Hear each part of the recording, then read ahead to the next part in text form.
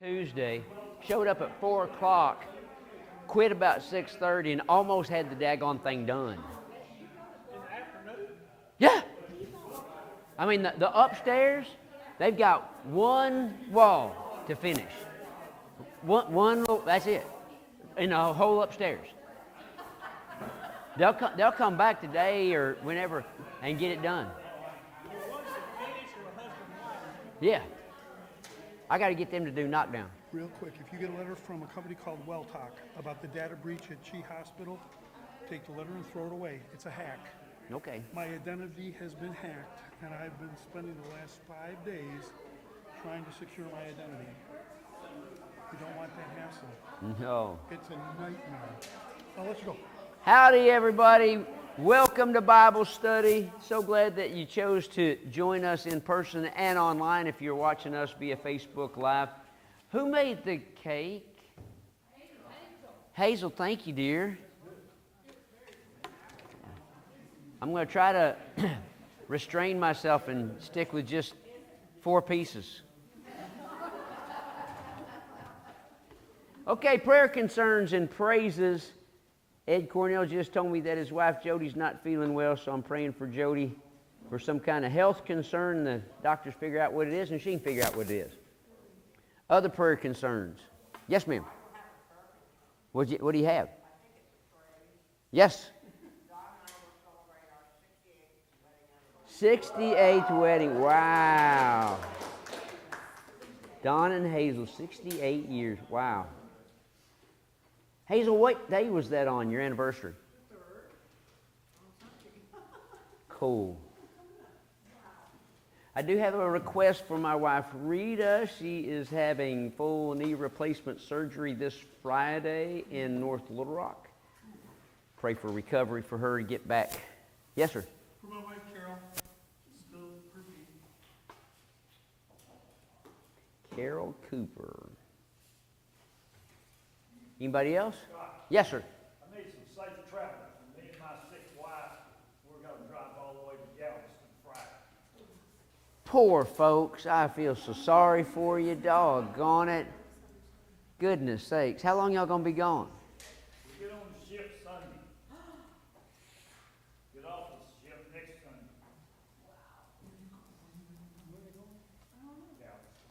Well, the rest of us would like to join you and do church with you on the boat on Sunday.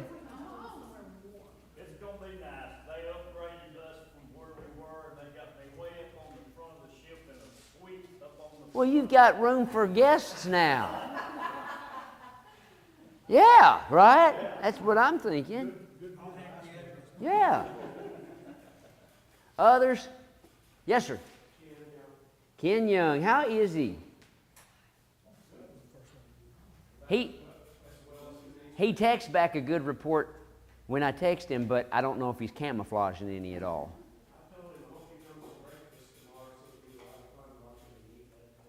Boy, that will too.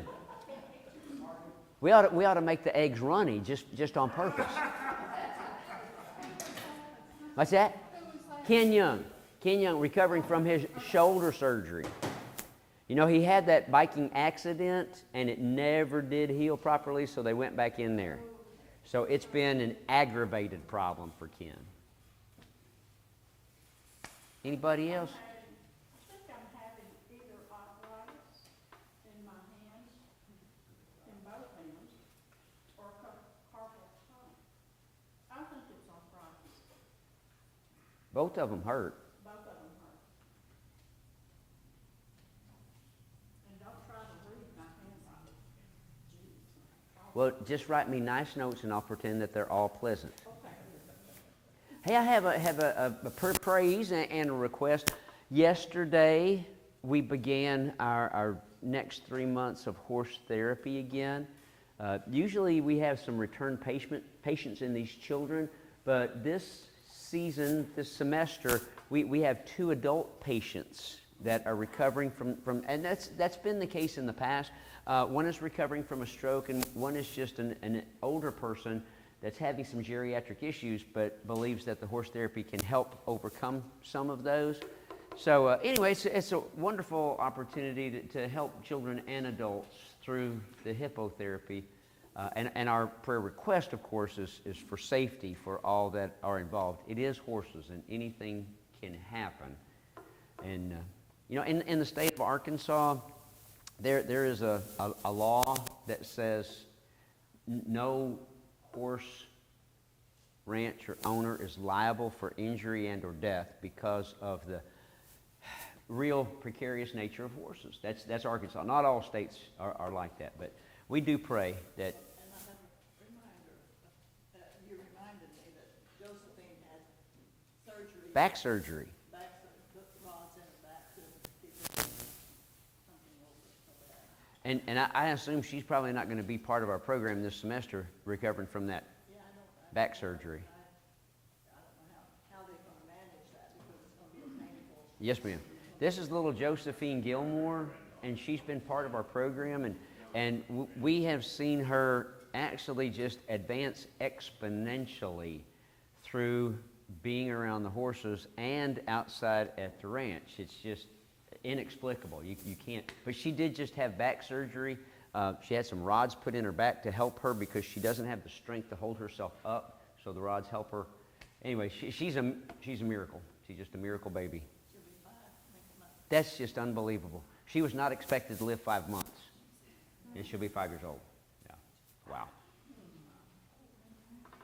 All right, y'all ready to pray? I'm ready to get into the gospel today. I really am. All right, let's pray. Lord, thank you so much for allowing us to have the privilege of reading your holy word. We do thank you so much that we can study together to help each other to learn and to grow in our faith. Lord, we pray that you give us opportunity to share our faith everywhere and anywhere with anyone.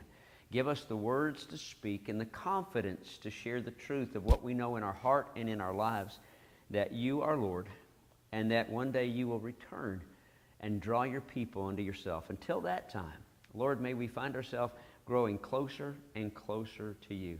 We thank you for so many Bible teachers around the world, and those that teach in unconventional fashions, like those that have written and dramatized The Chosen, the first disciples following you. And we so appreciate that inspiration that it lends to the rest of us. Lord, we ask you to continue to bless Piney Grove as we are a shining light in this community. Thank you for allowing us to put your word first and the love that we have for you and each other as a relationship high priority. Because of that, we pray for those that we love, our sister Jody and Rita and Carol and Ken and Lee and little Josephine. Lord, we pray for those that are undergoing surgery like Rita. We pray for those that are traveling. And Lord, we pray for those that are outside of our church looking in, waiting, hoping, expecting for an invitation to become part of this church family. Thank you for the privilege of inviting people into your kingdom. We pray in your name, and you ask you, Holy Spirit, to be present with us. In Jesus' name, amen. Chapter 18. Why am I excited about Jesus' betrayal and arrest? Thank you. Yeah, it's like, how can Scott get excited about that? I'm excited about just looking at this is getting close to Holy Week, and so we're always focused on this anyway. And it happens to be now we're studying it. It's appropriate right now. I have something for you to consider, and it's just a consideration. We just finished chapter 17, right? And in terms of dialogue, history, what was chapter 17? A prayer. Thank you, Dorothy. It's a prayer. It was a prayer. Okay, let's start chapter 18, and again, I just want to give you something for consideration. So chapter 18, after Jesus had spoken these words, he went out with the disciples across the Kidron Valley to the place where there was a garden in which his disciples entered. Now, we know from all the synoptic gospels that after Jesus washed the disciples' feet, after they shared in again, the Passover meal, which may have been not necessarily the lamb's Passover meal, because the lambs had not been sacrificed yet, it wasn't Friday, but it was a meal during that Passover week. So it was part of the week-long Passover festival. We know after they ate that meal, while singing a song, they went to the Kidron Valley, across the Kidron Valley, and they went to the Garden of Gethsemane. We know what's going to happen there. But John, again, does not write chronologically, and he's not concerned with putting things in proper place as much as he is with explaining what happened so that we might believe who Jesus really is. So, just as a refresher, in the Synoptic Gospels, after the supper, while they're going to the Garden of Gethsemane, before Judas comes and Jesus is arrested, there is one grand thing that happens that's recorded in Matthew, Mark, and Luke, and it is huge. We spend a lot of time on just a few words in Matthew, Mark, and Luke. There are artist depictions of this. There have been sermons that have gone on and on. There are medical expressions of what happened. You know what I'm talking about? What? What? Jesus praying so hard he's sweating blood. Jesus, deep, deep agony prayer. Now, in Matthew and Mark and Luke, by use of your fingers to display how much literature is actually given to the content of his prayer, what would you say in Matthew, Mark, and Luke? About this much. Lord, if you can let this cup pass from me, please, not my will, but yours be done. That's it. That's it. And yet, it depicts him praying so hard and so long that his prayer is so agonizing. He's feeling that excruciating physical reality of sweating so hard that his capillaries burst and he is actually bleeding into his sweat glands. Okay, I want to present to you after the fact, if you go back and read chapter 17, like that, I believe that's the prayer that Jesus was praying in the garden. Praying fervently for the disciples that they are going to be left without him in this world, and the evil one is going to come after them, one by one, to take them out of the picture. And Jesus is praying not so much to dismiss his physical harm as much as he's in agony over leaving these without his presence. I didn't want to taint your thinking before we read that last, but now that we're getting into because John never says anything about that prayer of Jesus sweating with drops of blood. But we know it's important. I just submit, go back and read 17 as if. And here's why we wouldn't do that. Because verse 18, or chapter 18, verse 1, after Jesus had spoken his words, then he went out with his disciples across the Kidron. But again, if we take John not in contextualization and just say, okay, maybe they'd already crossed the Kidron Valley, maybe they're already and then Jesus prays this prayer. And we know that John heard what he prayed because he took his closest three beside them. Remember, they fell asleep. They were close enough to hear what Jesus said, but they kept falling asleep because he kept going back to them. And if we go back to the Synoptics, as soon as he gets done praying, boom, that moment, Judas is here. They've come to arrest him. It's just something for consideration. All right. That's all I have to say about that. Come on.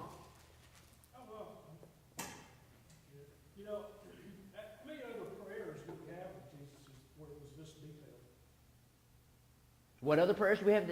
Zero. None. Zero. That's kind of my thought is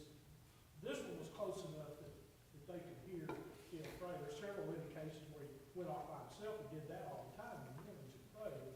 This one, he prayed for them, and if you read this prayer with the model, with how he says, when he said, this is how you should pray. Right. Read this prayer with that in mind. This is really the model prayer, It is. along with it. Yeah, I think this is the Lord's Prayer. We should be praying for everybody else. And I'll just give you a kind of a teaser. Tonight at Common Ground, we're using John 17 as our springboard to pray. That's our focus tonight. It's John 17. So, yeah. Okay, so regardless of which synoptic we're following, the supper has ended. Jesus has prayed fervently. They're in the garden. Verse 2, now Judas, who betrayed him, knew the place because Jesus often met there with disciples. So Judas brought whom?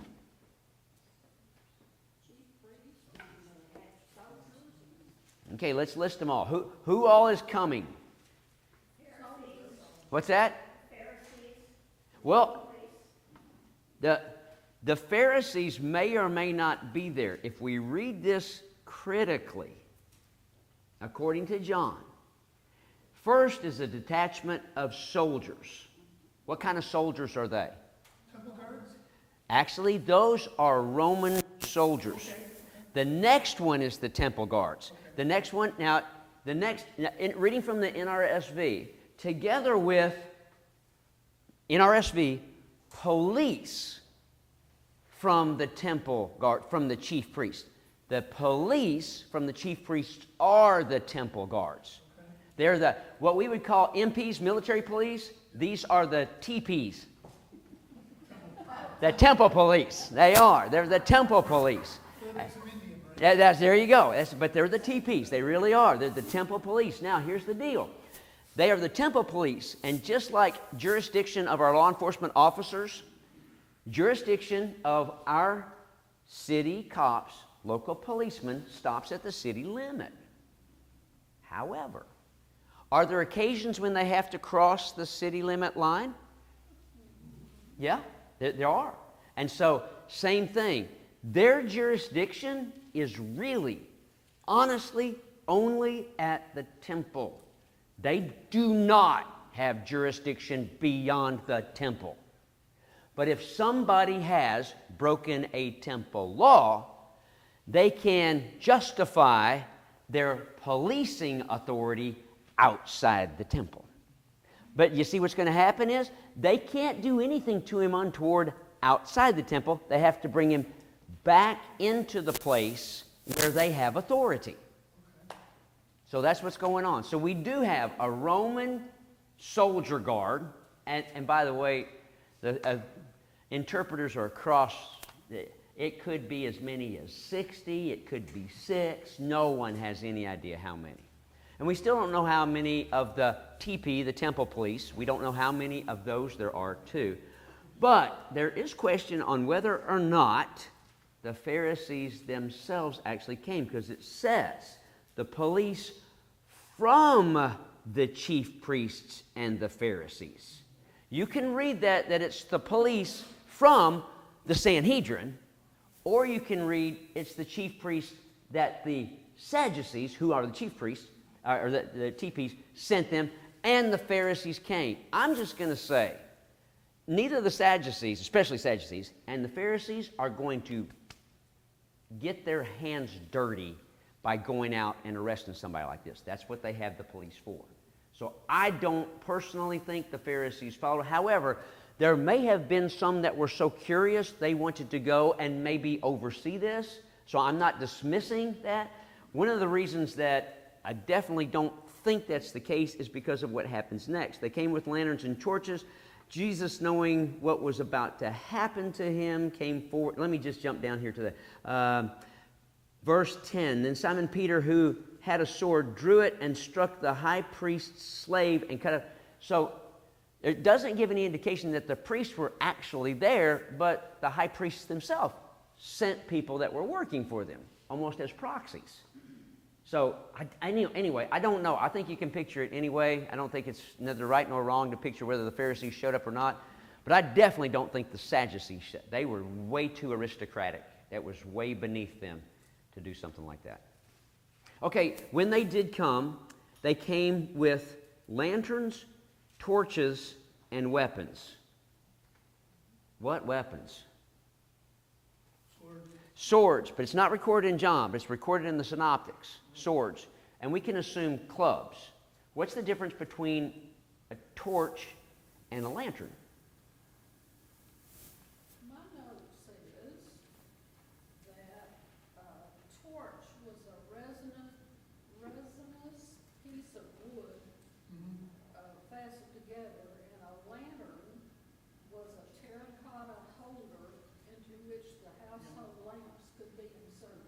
Very good. So a terracotta lamp, it's like, thy word is a lamp unto my feet, a lamp, a lantern. It's usually held in the hand. It can be put on strings or leather and held like that, like a swinging, but it's filled with, the difference between a lantern is you kind of hold it and you can't do anything else with it other than to hold it, whether you're holding it like this or holding it like this. A torch, on the other hand, can be used as a weapon. It's an accessory weapon. You have to walk somebody with a torch. That's what. So the inclusion of lanterns and torches means they were fit. But they thought this was going to be some kind of insurrection. They really thought that Jesus' band of disciples were insurrectionists, i.e., almost zealots. And so they were prepared for a fight. This quiet arrest of Jesus was nothing like they were expecting. Not at all. Especially John's depiction of Jesus just submitting to them was completely out of the authorities' expectations. They thought there was going to be a fight. Comments? Wouldn't the torch be more light? I don't know. I really don't know. The torches that I see in movies give more light. You know, when they were trying to get Frankenstein, you know, they had all those torches. But the one thing I do know is that, and Julie, I guess it depends upon the size of the torch. I've had small torches. They're called Bic lighters. You know, and we've gone inside a cave, and that's all we had was a Bic lighter. We just weren't prepared to have a flashlight. So you can have a small torch, but I picture them as clubs. You know, great big with something wrapped around it. You know, and that usually soaked and stuff that's flammable. And again, you can use this as a weapon if need be. Wouldn't you think there wouldn't be that many soldiers there for Peter to go ahead and draw his sword and strike one, but no one else would make it? Marvin, that's a great question. It always makes me wonder, what in tarnation was Peter thinking about doing this? Because they're obviously overwhelmed by the military presence that's there. But what I do notice is he did not strike one of the soldiers, one of the TPs, one of the temple police. He didn't strike one of them. He struck Malchus, who was and it just calls him a servant or slave of the high priest. I'm going to jump off on my own interpretive wagon here. I think it was the high priest's right-hand man. In other words, this fella didn't do anything other than handing the high priest notes or take his notes to somebody else. I think it was the high priest. Malchus was the high priest's kind of scribe. He did whatever. I don't think he had anything on him, in my opinion. He was the weakest link there, and that's the one Peter tried to take out. Like, are you kidding me? Like, He had a grin on his face. yeah, He couldn't take it. yeah. That's just it, you know. I like that part too. He had a grin on his face. Was just kind of feeling, you know, superior. Yeah. Because if he worked for the high priest, I mean, if he was the high priest's right-hand man, you know, it's kind of like the person working for the president. That's the spokesperson for the president. He did carry all this. I would just assume, now that you're saying this with that smirk on his face, since he was the servant of the high priest, and again, my supposition that there's no priests here, he's the one calling the shots. I never thought about that before. He's the stand-in for the high priest. He's the proxy for the high priest. So he's telling the soldiers what to do. Peter might have been saying, I'm going to take out the leader. But I still don't think Malchus had any weapons on him. I don't see Malchus as a leader. I think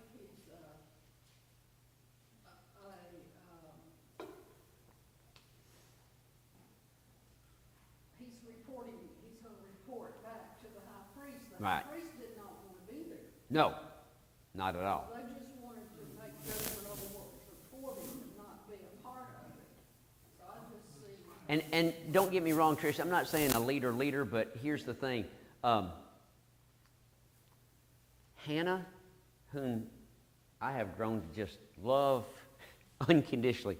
Hannah Bartholomew, who works for us and now has become my kind of right-hand person, that's Hannah. Nobody knows her. But the person that works for Billy Graham, as his Hannah, she probably carries a whole lot more weight than our Hannah does. You know what I'm saying? And that's what I'm saying. He's at least smart enough, if he's working for the high priest, to have some kind of authority. To be able to take over there and say, "Oh, hold it, boys, hang on. Now, let's check out and make sure we're arresting the right guy first." That only that's what I'm saying. But that's just my supposition. But, if there wasn't some collusion between the Jews and the Romans, would the Romans have even showed up? so say that again, Mike. I want to make sure we're all on the same page. It seems like that to get the Roman soldiers to send anything, the Jews who wanted to kill Jesus would have had to go to them and say, "Hey, here's what we're going to do. We need your backup." Because Romans didn't care for it, right? Except for Pilate. History says that Pilate had already allowed some insurrections to happen in Jerusalem under his leadership. So his level of authority was already in question with Caesar. So in other words, his job, he has to keep the riots at bay. One more black mark on his record, and he's going down.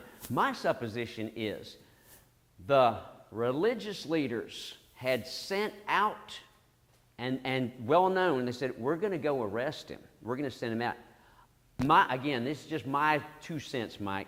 I think Pilate said, "Not unless I send some of my boys with you," because he's making certain to keep it quiet. Like, I'm not going to let you cause a scene. My boys are going to be there to make sure that, because what happens with Jesus right after he's arrested in the garden? Do they take him to Pilate? No.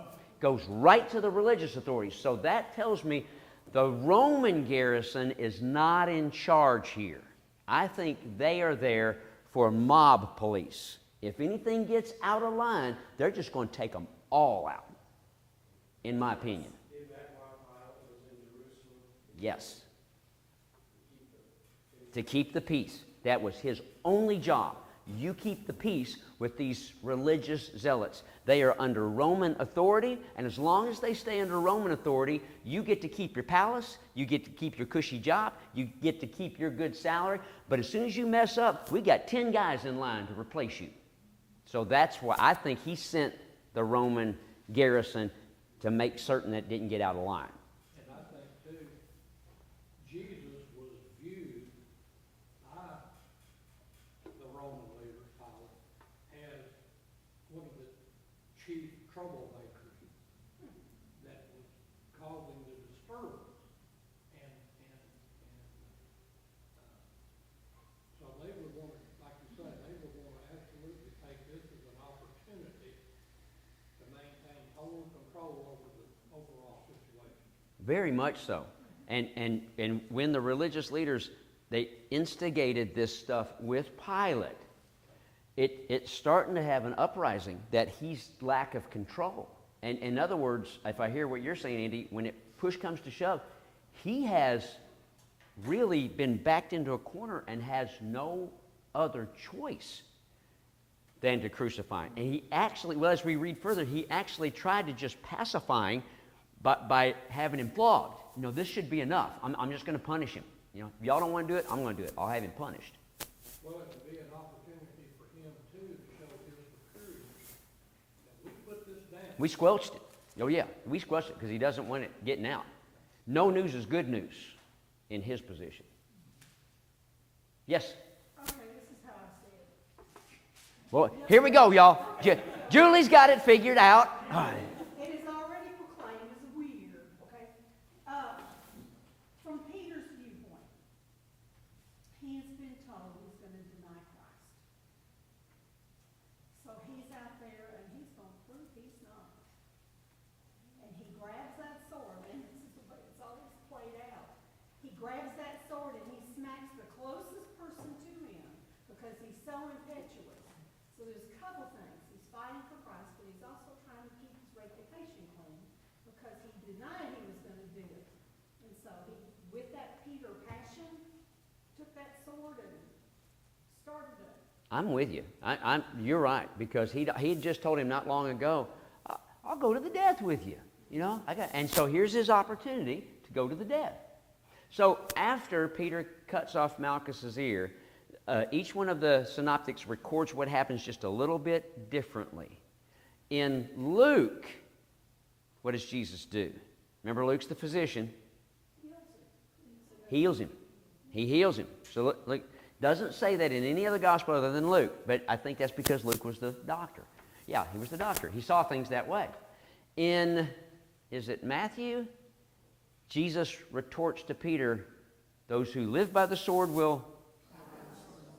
That's what he says. And then I think it's Mark that he says, put that away.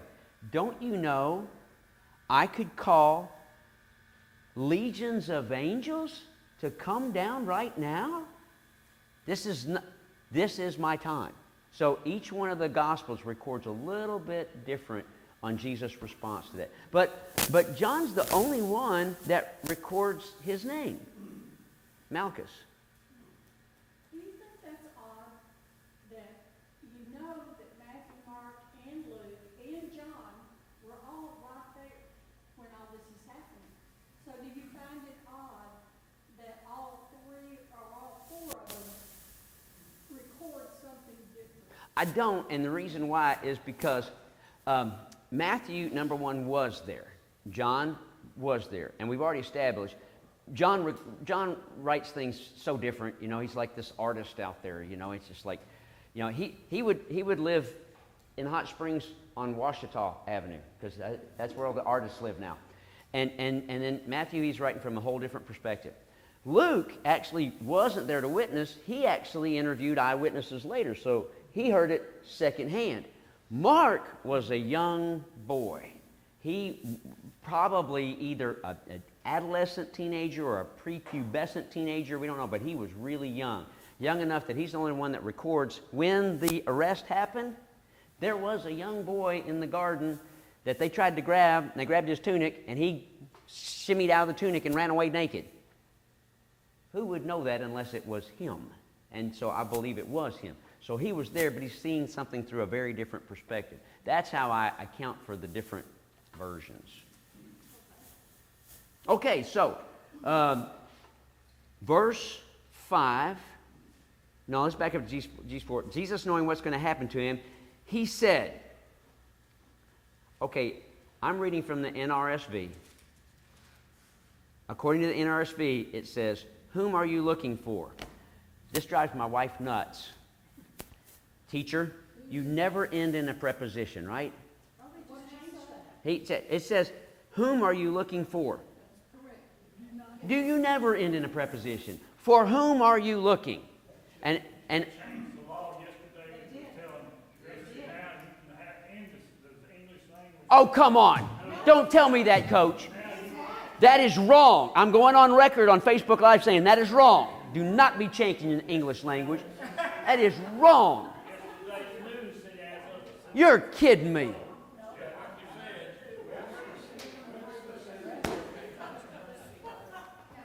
This world is going to hell in a handbasket. Good gravy. All this grammar we learned, and they're just going to throw it out, Trish. Oh, my goodness. But my wife puts Post-it notes around the house when I use improper grammar. Word. You don't have one that corrects you right then.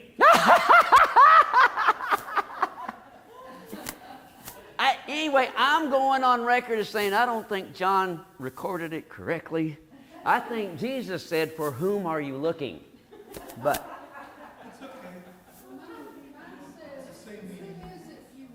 who is it you want? Okay, that's better. Who is it you want? That's grammatically correct and I think more appropriate. Who is it you want? So he's addressing these folks that have come with the torches and the weapon. Who is it that you want? And they reply, Jesus of Nazareth. Now, not Jesus who claimed to be the Messiah, not Jesus whom these guys, not Jesus, son of Joseph, Jesus of Nazareth. Any implications on why they use that term? To make him more human's one way, definitely. Did anything good come out of Nazareth? That's what most of the interpreters say. It is a slam. It is an intentional slam. We're looking for that low life.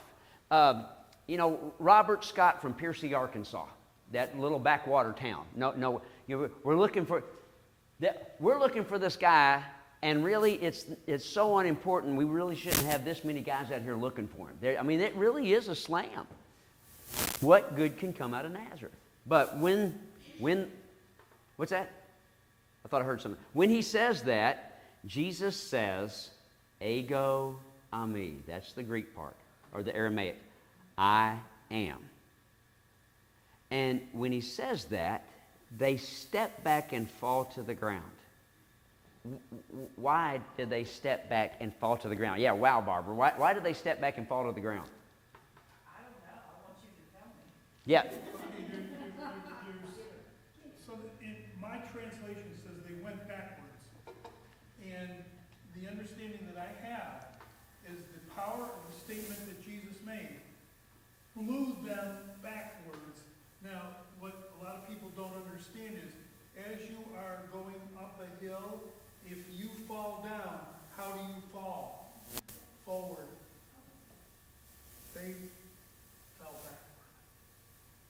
backward. I believe it's the power of the statement that Jesus made. It blew them away, but not forward, backward. My opinion, but that's the way that I read it out of that passage. A lot of folks do interpret that it was the power of saying that. Trish? My note says they came to arrest a meek peasant and instead were met in the dim light by a majestic and powerful person. By a majestic and powerful person, and overwhelmed them. Jesus fulfilled so much prophecy. And so much prophecy that just little tiny insignificant prophecy turn to Psalm 27 verse 2. This is just for kicks and giggles. Psalm 27 verse 2. It's just amazing how much prophecy that Jesus fulfills, and it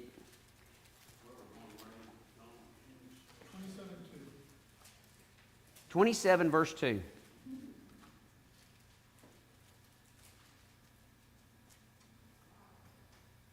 Yeah, wow. Like, really? Whoa, that's cool. That's just way cool. So, I believe what Jim's saying is the power of God. Jesus intentionally said, I am. Just like God said to Moses from the bush, I am. And that powerful statement, I am, whoosh, just blew him backward. But it also fulfilled what Psalm 27:2 says. Yes. The Bible says, perhaps they were overcome by the obvious power and authority. For me, I want to almost say, but I know it didn't happen, that they were overcome with that power, and they went, and they all just kind of knelt down, because in a moment, they kind of felt the awesome power of God. But the Romans wouldn't be believers anyway, so it's just supposition. So a second time, they asked, whom, what is it, Trish, what did your say? Who is it you want? Who is it you want? Who is it you want? And then they said again, Jesus, and he said, I told you I am. So, if you're looking for me, let these men go. This was to fulfill the word. I did not lose a single one that you gave me. And that's when Simon Peter pulled out his sword. By the way, it's not a big sword, you know. That's a small, actually hand sword, machaira. It's not really very long. When I hear sword, I think saber sword. You know, it's not. It's matter of fact. Here's a little. It was ceremonially and according to the Talmud, not Deuteronomy, but what the religious leaders had written. You're not supposed to carry any weapons during Passover at all. John, I have one question that I was going to ask for God. Both instances in my Bible it says, instead of him saying I am, it says I am he. Yeah, that's an addition, and they use that addition for emphasis, but because we wouldn't say in our vernacular I am, but it actually is I am. It's I am, and it's ego eimi, and that's the Aramaic or Greek parallel to the Hebrew words of the same thing. When Moses is saying, okay, I'll go back to Pharaoh and the people, but I need a name, because all the gods that everyone follow have a name. So tell me the name that I need to tell them so that they will believe I've spoken to you. God, what is your name? And God said, I am, period. So when Jesus says, I am, period, oh man, that carries a lot of weight. That just carries so much weight. Yes, sir. I was just thinking, you know, we're talking the middle of the night, and these people have been sent out to do a deed. If you were part of that crew, and assuming they have had some association with ne'er-do-wells in the past,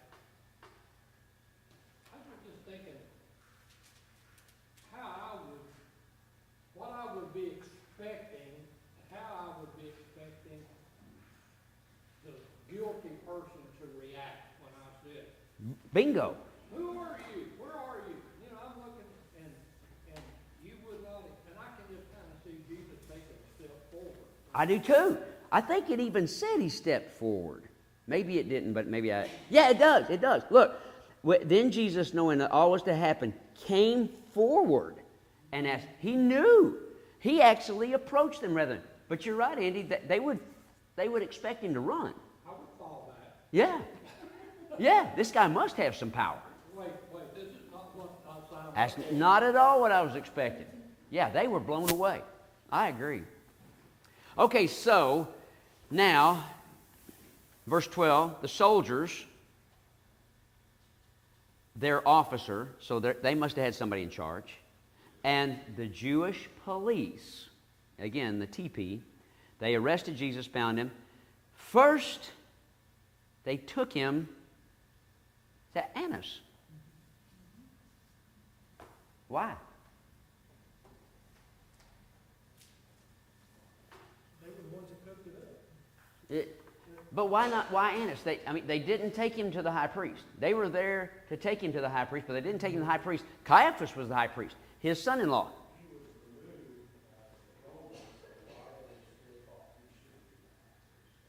He, without question, was the high priest. Doesn't matter what title you give him, Annas ruled everything.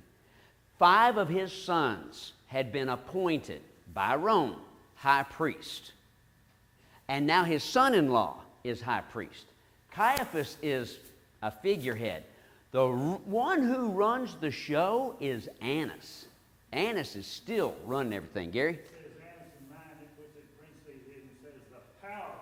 The powerful. Oh, that's it. The powerful Annas. Annas might not have the nameplate in front of him that says high priest, but he still carries the weight. He's the one in charge. He really is. And so his sons and his son-in-law, Caiaphas, they're going to do whatever he says to do.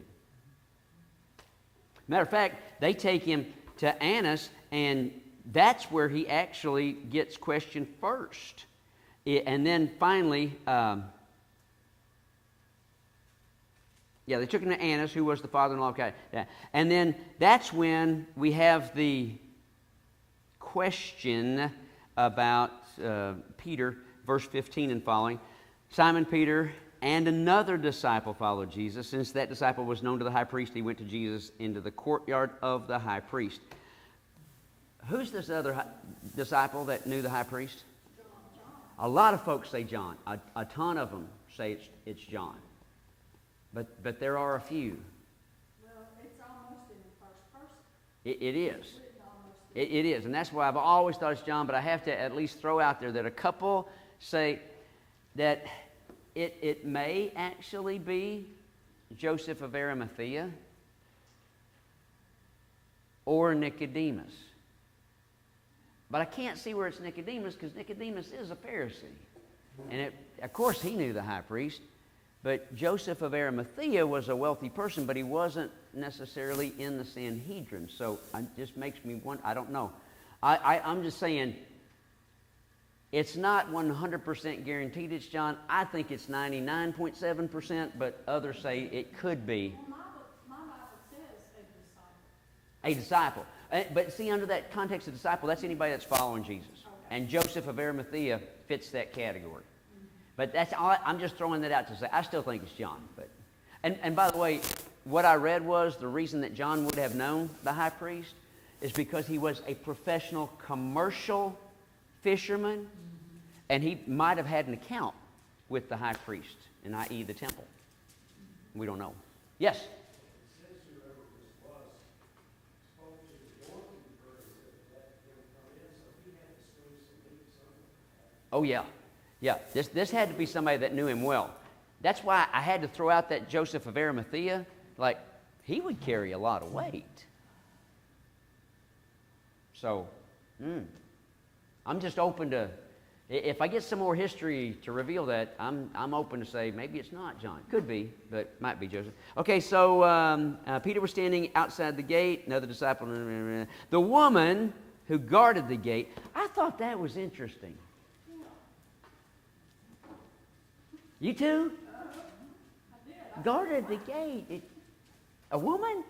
Now that is not to dismiss any of you women.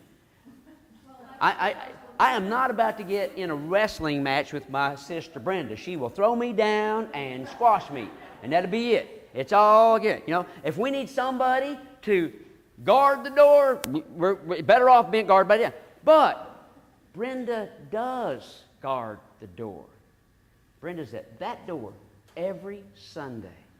And she is the keeper of the door. She is every Sunday. And we're glad to have her. She welcomes everybody in. If somebody comes in that they don't know where they're going, she directs them. I would assume, I don't think it's happened, Brenda, but I would assume if somebody is untoward and is circumspect, Brenda's going to contact the sheepdog and say, you need to watch that person. So therefore, I got no... At first I had a question, but I thought, no, that's Brenda. Brenda's guarding the door. I'm good. I'm good.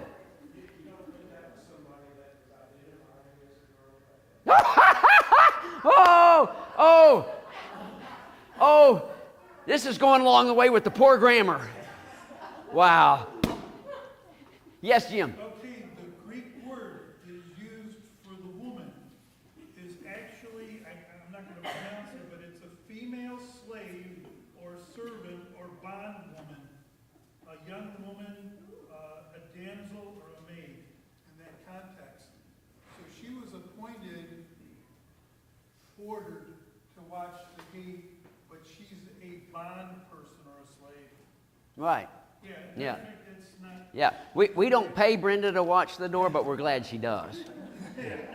But no, I'm just saying that's in that context. So she's the first one to ask Peter, you are also not one of this man's disciples, are you? Nope.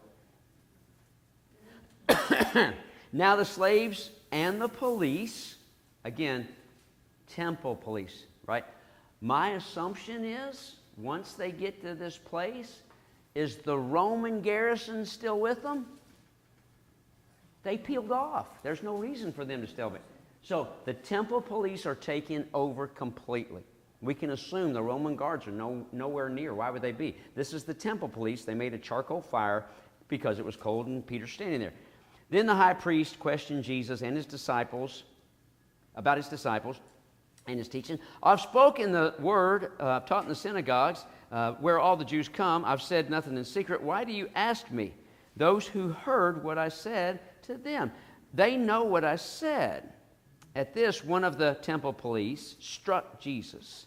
Is this how you answer the high priest? Well, if I'd spoken wrongly, then testify to the wrong. But if I've spoken rightly, why do you strike me? Now, you notice this. Is this how you speak to the high priest?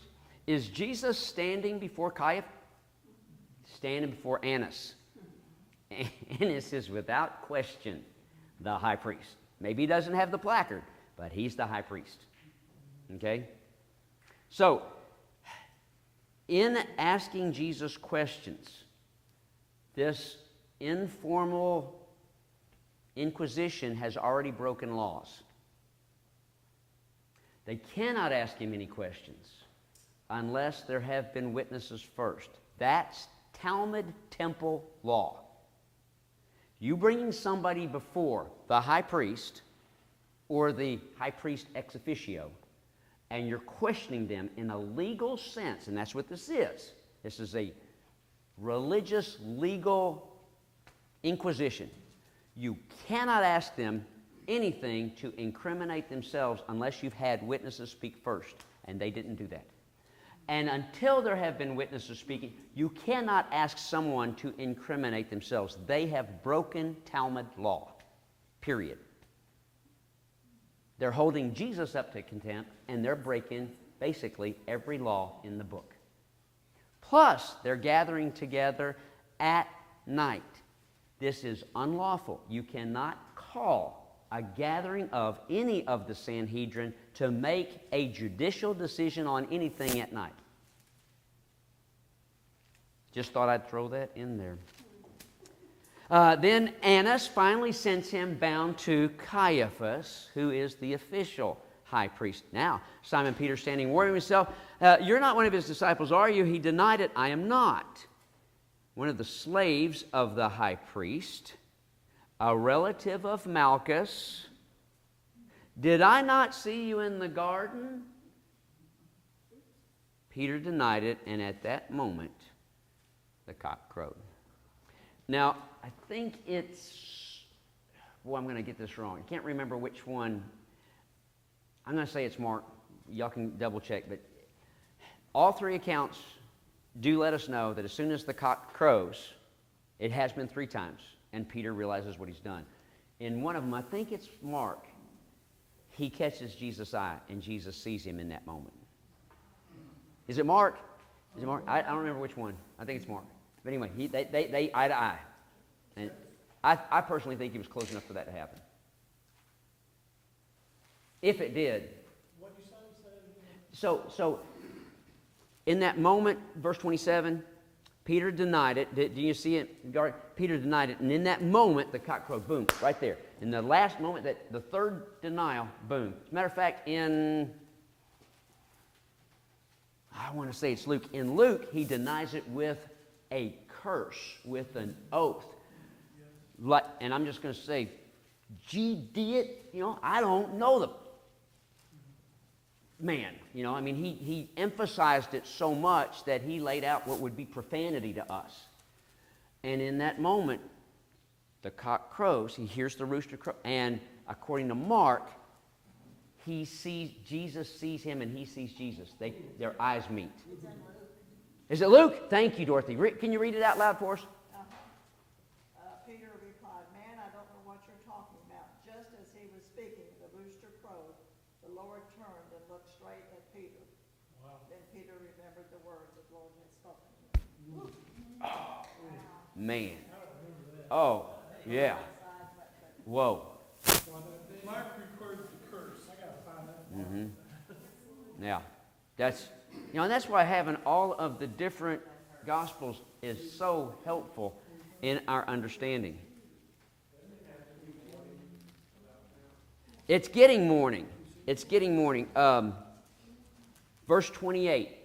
Verse 28, Mike, it's right then. Then they took him from Caiaphas's to Pilate's headquarters, and it was early morning. So, evidently, it wasn't early morning when they were questioning. It's just now getting dawn. What I did read about how Roman rule started, that their offices opened early in the morning, so this was not unusual to take something to them first thing in the morning. But it was highly unusual and extremely circumspect to have any kind of official or even unofficial inquisitory questioning session with a quote-unquote criminal of the Pharisees, Sadducees, i.e. the Sanhedrin, before daybreak. That was unlawful. So they broke the law again. Jim? Okay, the curse is mentioned in Mark. Okay. Peter's curse. Cursing. The other thing that a lot of people don't know what happened at Caiaphas' place. In Caiaphas' house, it's built upon caves, pits. And when they brought Jesus there, they cast him into one of these cave pits in Caiaphas' house. Pitch black, miserable, damp, cold. That's where they put him, in Caiaphas' house. And I don't know if they communicated with him, but even putting him in and bringing him out would have scraped him up really good. I mean, it was brutal. They were brutal with him. Well, and this is before the flogging. Of course, this is before, but they did brutalize him. The temple police did. That they brutalized him even before they took him to Pilate. So basically, they treated him like a thug. They beat Jesus up, and dropped him into that inner cell in Caiaphas' house. And Jim's correct. You can actually go there. They have restored Caiaphas' house. And you can go down into the house, and this is historically 100% verified accurate. This is the home of Caiaphas. And you can go in there, and you do drop down into a place where there is a cutout dungeon in the rock. It's not very large at all. When we were there in the Holy Land in 2014, we had a very solemn kind of quiet time of recognizing this is where the real trial of Jesus began, in Caiaphas' dungeon. There was a woman of Asian descent that was laying prostrate on the ground up above that place, and she was in spiritual and emotional agony. You could tell that she had connected with his physical torture and what was going on in a place that I wanted to be able to connect that way, but she was obviously there closer, but she was just in, and you could feel through her testimony what was the spiritual oppression, the wicked forces of darkness that had overcome those religious leaders that had been put in place by the Roman government and not by God. It was overwhelming. It's just a pit. Yeah, it's just a pit there. And this is long before he gets really brutalized by Pilate, which we're going to pick up next week. So I put the marker here at verse 28 that we will pick that up next week. And Lord willing, we have like 3.5 more chapters to get through, and we're probably going to get to be concluded right about Easter time, or thereabouts, and close by.